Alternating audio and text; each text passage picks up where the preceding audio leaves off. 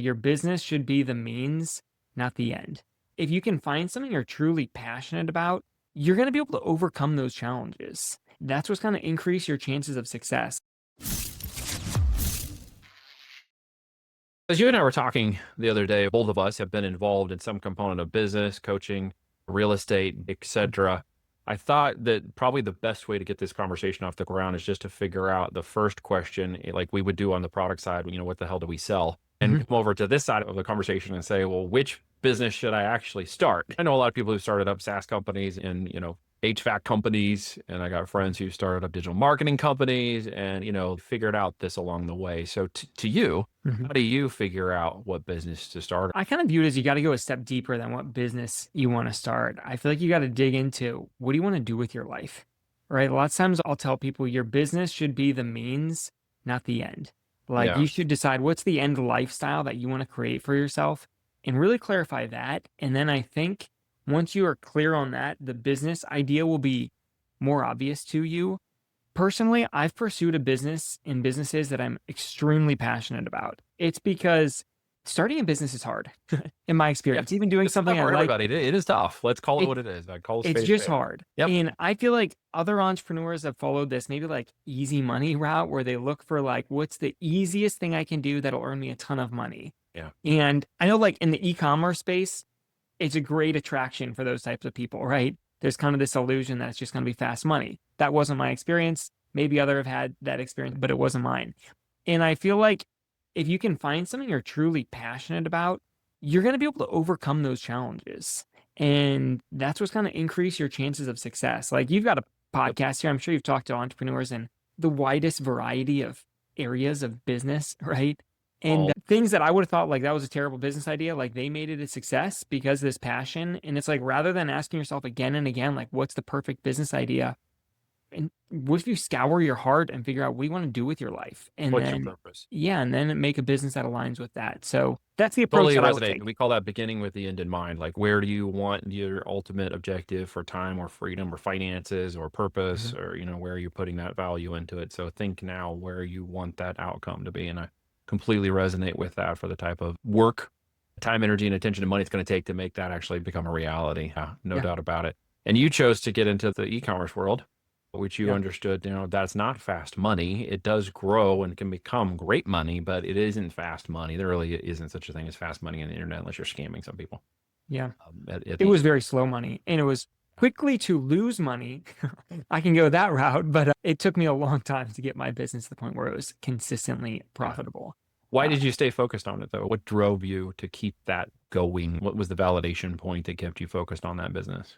Yeah. I mean, I was really passionate about the product I was selling. So I designed this planner called Goal Crazy Planner and I was believed in it, but I believed it worked because I was getting sales, even though they weren't profitable. I was getting sales and I was getting incredible reviews from people saying like this planner's changed my life or I had this impact with it. But even before then, I had done a bunch of focus groups. So I did 7 focus groups with my planner, like refining down the format of it until I got it nailed down. But once I nailed down that design and people were getting big changes from using my planner, it gave me so much confidence to like, one, this is something I love doing and people need it. And if I didn't have the passion and I didn't have that validation from the market, I would have gone back to my job pretty quickly. Right, you would have given up, and a lot of people would have Yeah. Or too. search maybe for another product, but at that point, I already spent all my money to invest in a product in one. Okay, there's a great thing to consider. You spent all your, and I did this before, and then people who've listened to this podcast at all, and if you haven't, welcome to the podcast. It's your Mhm. first time. Thank you. You've got a great guest here in Jason, so I'm excited for you to listen in.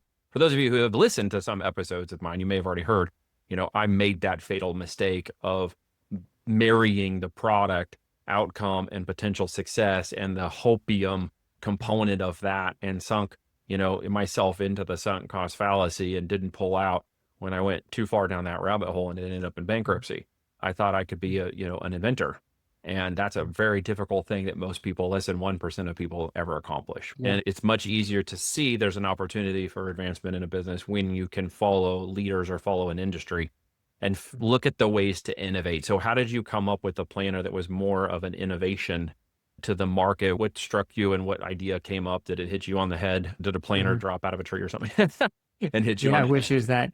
it came from a genuine pain point of like I had tried tons of planners out there Okay. and I had been reading these self-help books. I'd been going to conferences and people were telling me to do these certain things. And it was like, why isn't there a planner that just put this all together? Yeah. So when I don't know, I started to really like planners and I was journaling a freakish amount. And he was like, all right, I'm going to make this planner. And then that started with, I quit my job. I spent over 7 months interviewing successful people, figuring out what are the key things I need in this design.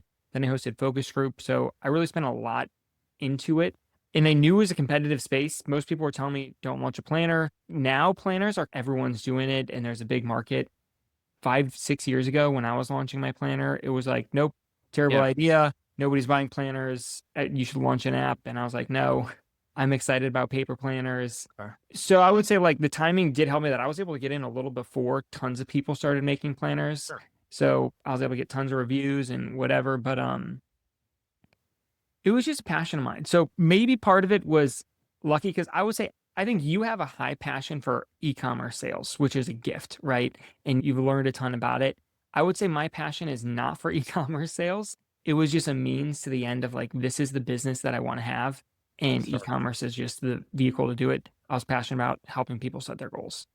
Yeah, no, it's there's nuances to each of it. I have, yeah, a passion for the e-commerce. I love building brands. I love my ADHD brain and the go think kind of brain that doesn't shut off most of the time. It's kind of like, well, there's new product, there's new opportunity. We're creating a new brand. Things are changing. We're going to see this one go. And then, when they get going to a certain Mhm. point, the phrase my mentor told me a long time ago is success is boring. And it kind of resonated in my head because as those become more successful, they become less time intensive from an operational perspective, and it's more like you're in constant Mhm. maintenance mode of the operations. I'm like, whoop, I'm bored, I'm out. Like I need to Yeah. create something new. Give that to the operator. Let's go play with a new brand. Let's go play with a new thing. So, and I found that fun, including the software and other stuff that's kept us busy in that component. And I think some of the people listening to this can maybe resonate with both sides of this conversation. They Mhm. can see, hey, I could see this becoming an opportunity to launch to this or create to that. But, it is a huge opportunity, ecom, but there are all kinds of businesses. Like ultimately, which one would you recommend?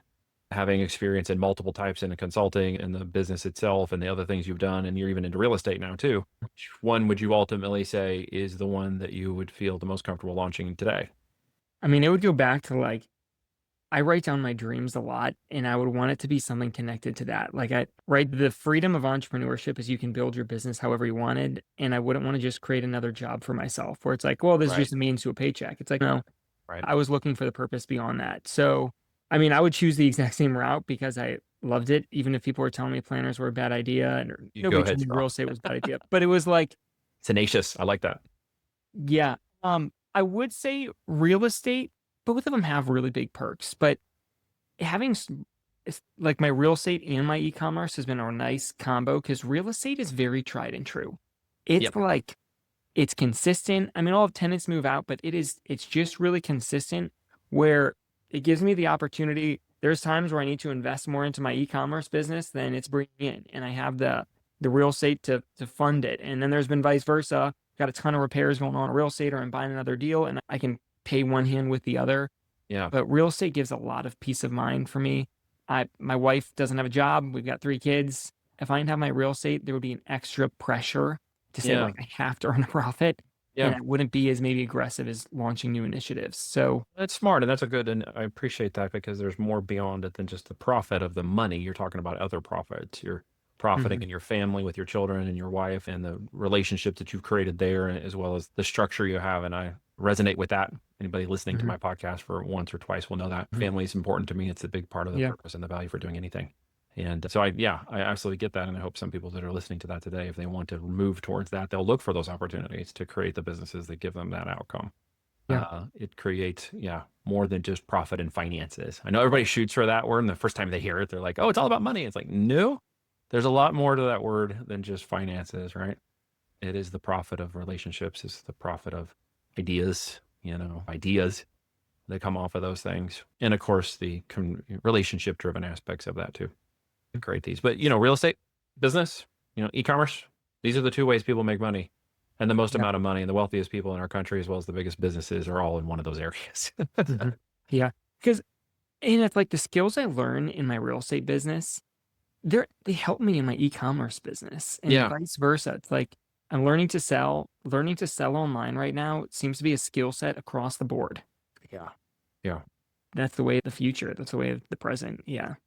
Yeah. It is the systems, the technologies, however you want to call it, the aspect of the e-com is moving differently now because of that. The home, the research, the buyers and sellers market is becoming more advanced because technology is becoming more advanced, and marketing and online methods of marketing and getting these products moving, physical and in the real estate world itself, are all changing with the markets that we look at now, right? And there's always opportunity somewhere. My partner has a sordid history. I'm calling it Mhm. sordid history. If he's listening to this, he's going to laugh at that. But he actually has never had a job in his life, so he doesn't know what he's talking about. No, Okay. he's been a serial entrepreneur his entire life, but he had been in the flex space for many years before I met him, and had more than 600,000 in square footage under his Huh. management up until 2007. Sold it all off right before the bubble. And then Hmm. I met him and we got into e-commerce. So he was talking the other day about getting back into flex space again. So we may end up playing in the flex space industry again because it's changing. The economic conditions change, market shifts. And when I'm listening to your story, I'm hearing you pivoted with market shifts and changes to adapt a lifestyle and an outcome and a drive and a passion. So you've allowed these different passions to basically commingle with Yeah. each other and create that opportunity, which is very cool. Did you Yeah. do that all under your own power, your own marketing, in your own initiative, or did you use other things to help that expand? Yeah. When I launched my planner, affiliates was extremely helpful for me. I had spent a ridiculous amount of money on paid ads. Well, at the time, it seemed like a ridiculous amount. Yeah. It just seemed ridiculous because I wasn't earning a profit at all, wasn't even close. But the influencer marketing, it was like some people I'd pay it for the number of sales it would bring in. It was very small costs, and it'd bring me a bunch of sales. Even if it was Instagrammer who had a bunch of followers, that I would get somebody would make a post and you'd be like, I sell 80 planners or something, which was, I don't know, that was a lot of sales coming in for me and getting myself ranked. It was really helpful. And I feel like because of that, I really like that concept. And probably the YouTubers who would post, those were the most powerful because I would get a spike of sales, but then it's evergreen. It's like Yeah. people look up planner reviews all the time, or they look up best planners, and then when that video shows up, it's still sending people Right. there. That's super cool. So did you have a network of influencers built, or did you go out and find them, or how did you discover these people? Oh yeah, cold outreach. So I Just reached straight up out, cold outreach. complete cold outreach. So Wow. in at the time, like you start to see how the stuff you do for your business stacks on itself. Like Mhm. there's people that right now I'm going to be going on people's podcasts who I talked cold outreached 6 years ago when I was Yeah. launching my business, but we've maintained this relationship where I've done some things with them. We've hosted workshops together, but it was all from that. And it's like now when I'm launching another product, I actually have a hot market or a warm market of Yeah. like, if You've I got reach your out to this base person, built, right? yeah. Good. So I didn't realize it. It just seemed like a grind at the time, but it wasn't just about that one Instagram post they were going to make for me or YouTube video. He's going to build a relationship. That's actually very insightful. The aspect of cold outreach for any type of business that's trying to develop products or services is something that's actually becoming much easier with agentic AI now. Being able to sort through different people. There's even systems now that weren't here 6 years ago to do emails and follow-ups and all this automation now. Are you taking advantage of any of that for the stuff you're doing now? Yeah. Now, I Yeah. feel guilty doing it, but it's You feel like guilty? What? Oh, kind come of on. like if I'm like trying to get on a podcast, now it's so Yeah. easy to ask ChatGPT, like, make me an email that sounds like I listened to their podcast for the past 2 years. Oh, Yeah. yeah. We have I'll admit, we have outbound automation systems that are going through looking for top podcasts that, and I think that's how you and I originally got connected because there was a Yeah. crossover audience and the system found you and said, hey, we should chat. Here's my bio. Let's see if this is Yeah. interesting. And there's a match, right? Because it looked Mhm. and it said, hey, you are in an audience, a network that's similar to mine. And let's have a conversation and see if it fits. And that's good time compression. That's force multiplying with the aspect of it today. I think most people don't even know where to use or how to use these things yet, but Yeah. cold outreach for any product or service, a SaaS engine or an idea you have can be done through email, AI systems now with emails. Yeah. They can really take time to find the right people for you. And It can help. yeah, But at the end of the day, like it's not a complete cheat code for someone. Like even if somebody that's reaches right. out to get on my podcast, even if they sound like they've listened to every single episode, it's like they're not the right fit, and I don't have an interest in Correct. talking about them. Yeah. We get It's just totally not worth it. irrelevant, I guess, Yeah, and somebody requests. who's never listened to my podcast, if Yeah. they're like, "This person's awesome," I'm gonna put them on my show. So I think it'll help, but Yeah. Yeah, and it's needs to just be good. borrowing audience and network, right? Yeah. Which is something we've done together. And I appreciate that because, we have the way we talk and our family structure and as well as other things we're doing in business, which is awesome. So the question then comes down to, what are you doing next in life? Yeah. What is keeping you busy now? Yeah. So I'm going to kind of backtrack here a little bit. So I launched Okay. this planner, right? And just for people to understand the context of what's next. And I had no clue what was going to happen after I launched planner. I just wanted to do it. But then people started using the planner. They wanted to connect with me. I started hosting these workshops, turned into courses, group coaching, one-on-one coaching, the podcast. But now I have a book coming out. It's coming out on September 9th. So if you're listening to this, it's probably already out by now. But it's a book. And it's the lessons that I've learned now from having the opportunity to set goals with all these different entrepreneurs, interview them on my podcast. And that's the next thing that's on my horizon, All right. which is super exciting. And I feel like for people, especially who are thinking of launching really any type of business, but I think an Amazon business, it's like when you start to treat that product you launch like a brand, it can open up all these doors. Yeah. And I had no clue what could exist on the back end of selling a planner on Amazon. And yeah, it's just really exciting. So that's what's next for me. Dude, that's cool. And when does the book come out? September 9th, September Okay. 9th, 2025. So I'm a few weeks out from that. Awesome. And congrats. That's amazing. Not Thank you. everybody can Thank write a you. book. What would give me the name? It's called Dream Driven, and subtitles the step-by-step process to discover your perfect business idea and launch it this year. Cool. That's a great name, great title. We'll make sure that's part of the podcast title for Yeah. this. And where are they going? Are you going to a website? To go into Amazon. Go to Amazon. Go search on Amazon. Yeah. Probably. We're I gonna mean, do an AOL keyword here. We got an AOL keyword you want to throw out? An Amazon keyword? Yeah. I can Don't just know what search it's gonna Dream be. Driven. Yeah. Purpose. Wouldn't say it again. Just search Dream Driven. Now, Dream actually, if they Driven. want it, I mean, because I don't know if I'm gonna be ranked for anything. If they search like Well, we're gonna starting a help. That's business, what we're doing. Like we're gonna yeah. give you a keyword, like, If they hey, put it on, search like, how to let's start a search. business, Yeah. book on starting a business, something with that phrase, starting a business, Find one of those keyword guys. Go to great Amazon. keyword to Yep. find it, look it up. There was something I was gonna share. Yeah. Which Dream one? Driven. It'll be out there. Oh, it'll start out on Amazon, but you know what's selling on Amazon. It's like, Yeah. I'm trying to send all my traffic to one place, Yes. get myself ranked. Then I can go to Barnes and Nobles or my Other website or places. wherever else. But yeah. Excellent. All right, guys, make sure you check that out.